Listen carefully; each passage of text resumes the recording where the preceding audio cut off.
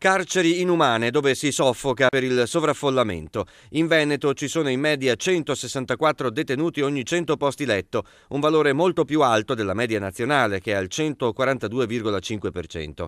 I dati sono dell'associazione Antigone, onlus che si batte per i diritti umani nei penitenziari italiani, maglia nera in Europa per le condizioni dei reclusi.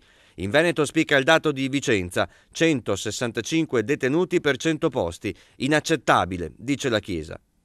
Le condizioni nei carceri sono difficili, le vediamo a ricorrenza frequente.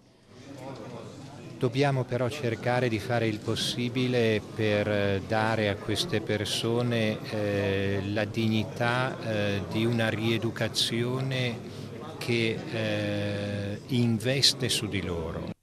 Il nostro paese è stato condannato dalla Corte europea dei diritti umani di Strasburgo per trattamento inumano e degradante. 7 carcerati rinchiusi nei penitenziari di Busto Arsizio e Piacenza saranno indennizzati con 100.000 euro in totale per danni morali. L'Italia, recita la sentenza, viola i diritti dei detenuti tenendoli in celle dove hanno a disposizione meno di 3 metri quadrati.